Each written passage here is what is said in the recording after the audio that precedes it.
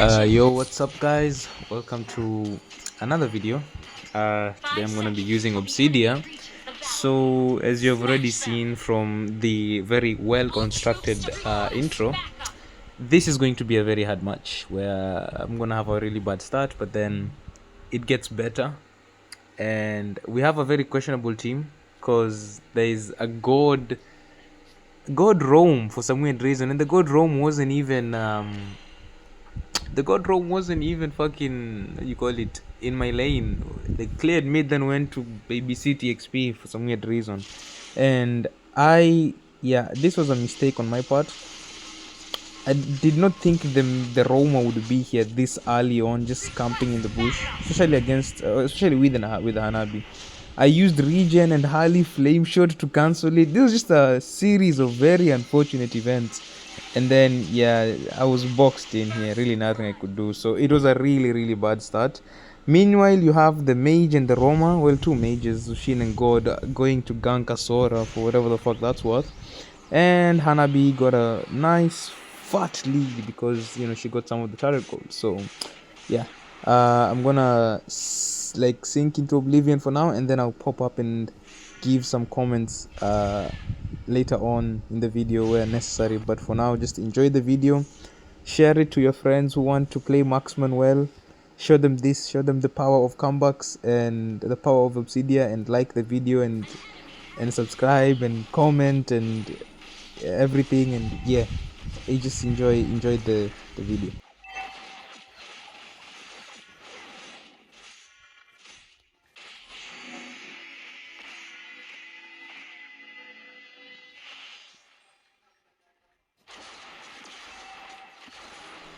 Okay, here this Hanabi got very greedy. Guys, learn from this Hanabi. Don't never be this greedy because she paid for it with her life. And at least I got to close the gold gap between us two.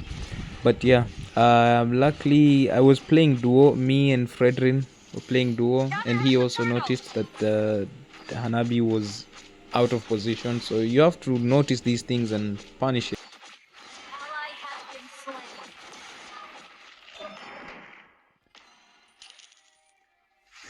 As you can see, my team was getting belt to us in the turtle area.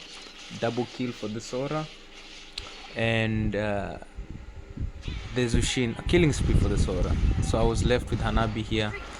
Now you will notice I'm trying not to engage her directly because of she's ahead, but I just needed to get rid of that Aegis. So I started attacking her one-on-one because I have the defense from the tower. So despite me being behind, I have the defense, so I can at least try and get her Aegis popped off, and afterwards I knew without Aegis it would be easier to kill her. At least it was a gamble, but it paid off because I got a solo kill, and that really helped our chances. But the rest of the team was still getting manhandled. Our jungle got invaded, the Zushin kept on feeding, and probably lost hope in the match. And that was when I think she was like, yeah, nah, let's surrender. So from that solo kill, I think what we can learn, or what you guys should notice, is don't attack marksmen under their tower before the 5-minute mark. When the turret shield or turret gold plate is still up, there's usually some extra defense for marksmen not to get bombarded inside their towers. You can see it down there, the tower symbol.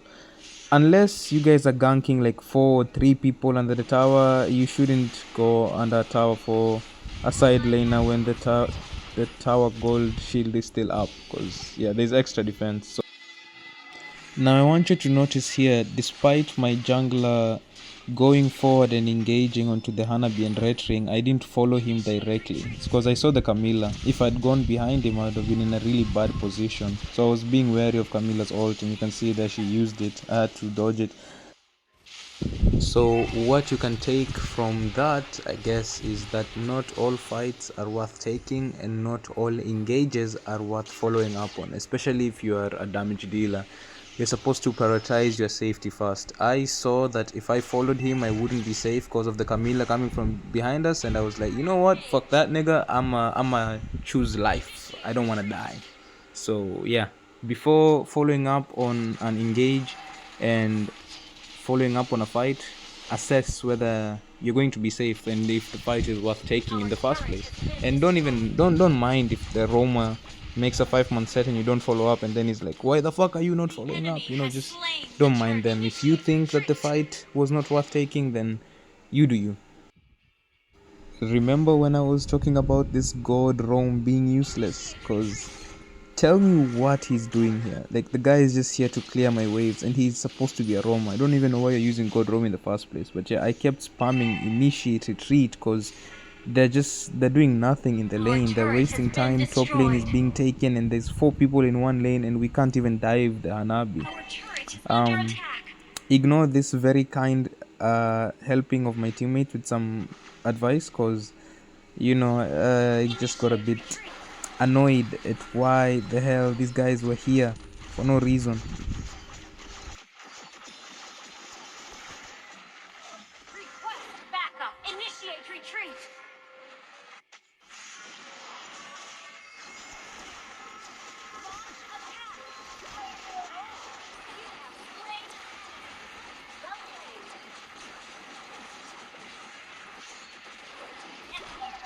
Now you may be wondering, what am I supposed to do in this situation?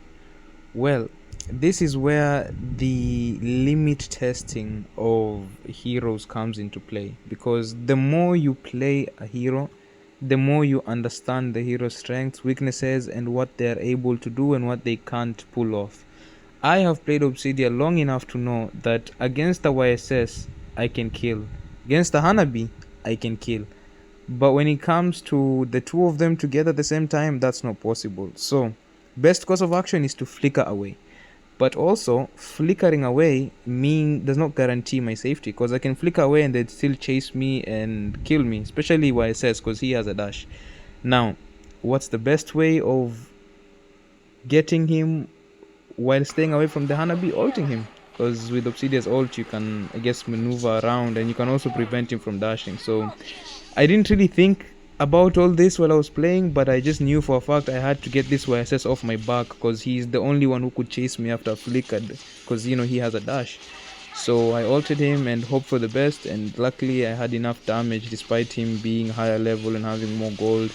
So just had enough damage to kill him while also staying away from the Hanabi. So it's all about knowing your hero's strength and weakness. This is why you don't go practicing heroes in rank, because you're just gonna waste the hero's full potential. Practice a hero first in classics, know what they can and can't do, and then bring them in rank to start cooking.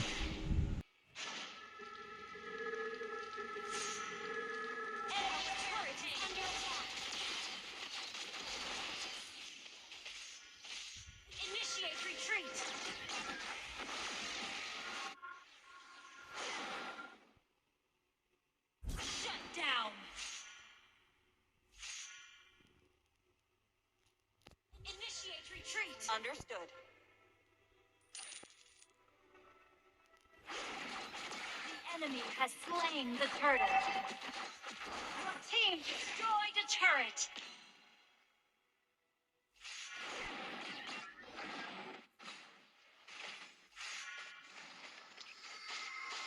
An ally has been slain.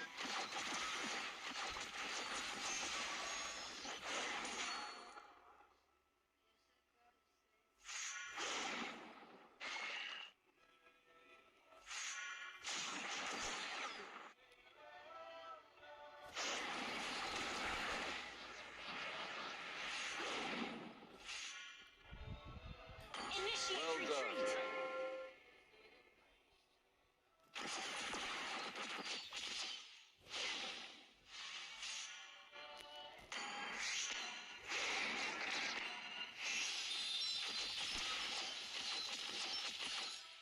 Our turret is under attack.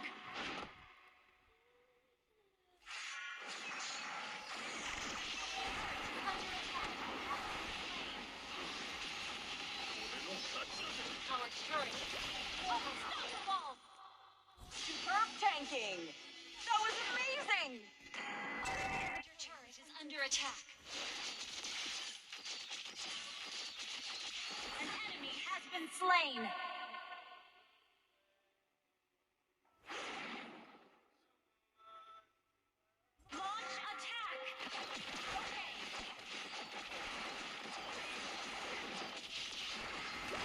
Yeah, I'm not gonna lie, the devs need to nerf Hanabi. Dude, what the fuck is that?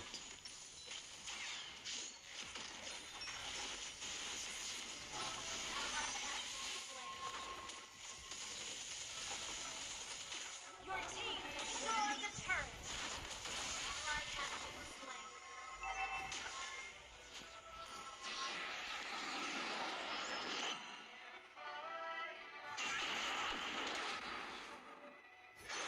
An ally has been slain. Good job. Slain an enemy. As you can see, karma is a bitch. Anyways, moving on, you may be wondering, why am I not going to the Lord and helping my jungler take the Lord? It's because they have a Harley and I don't have vision. See, this is what happens when you have a god roam. You don't have vision of bushes, so I can't go without risking my life. And if you look at the map, you can clearly see the Harley was camping in that mid lane bush. I would have died. So I just opted to split push instead, because yeah, there was no angle where I could have gotten to that Lord and started taking it safely, because I didn't have vision of all the bushes there. So decided to go split pushing. Sora was on smoke, but luckily Obsidia counters Sora hard actually, because he can't dash and most of his skills require, you know, a dash for him to activate like his full ult. And that's one of the reasons why I picked Obsidia in this match, because it counters the YSS, it counters the Sora, it also counters the Harley. As you can see, the Yuzong is very mad at me, kept saying go Lord, MM, whatever. But like I said, you do you. If you believe you're doing right, trust in your own judgment and don't let peer pressure get to you. I knew for a fact if I went to that load without vision I would have died, and it paid off. It was the right decision. I got a tower up top, the enemies didn't even end up getting load, and yeah, here we are back again, ready to take the load.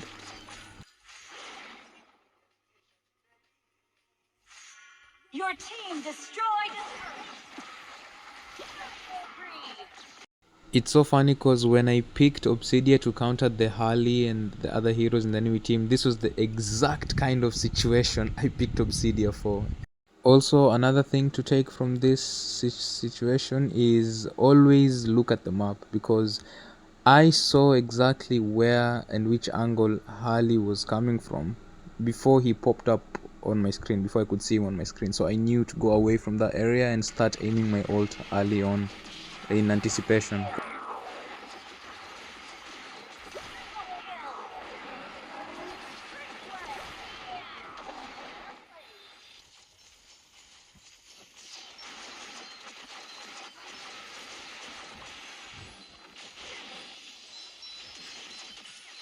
ally has slain Lord. Replay.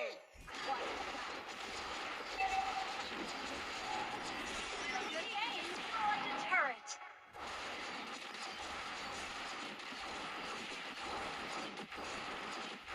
You destroyed a turret.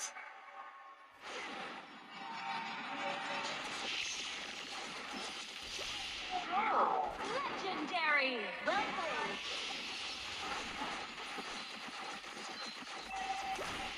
Double kill.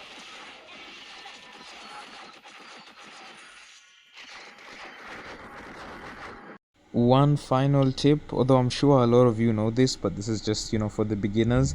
In late game, after you have a lot of gold and you just have like extra gold for nothing, be sure to buy and sell your items depending on when you need them. Like here, I knew Harley was dead and the only remaining heroes were Hana, BYSS and Sora, the physical damage heroes, and I didn't have Wind of Nature. So I just bought it and sold boots because I had enough gold to do so, and you'll see that it does indeed help. Destroyed a turret.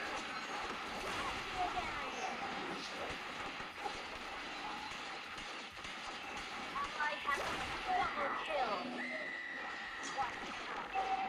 Your team destroyed a turret. Thank you for those of you who watched the full video. Please do let me know how you guys like this type of video where I just do voiceovers on some of my gameplay, because I have a lot of videos I haven't posted because there's no VC in them like my usual videos. But I was someone suggested to me to try doing voiceovers. So do let me know how you guys like this. Thank you for watching the full thing. Like, subscribe, share with your friends who might need it, and I'll catch you guys in the next one. Thank you and peace.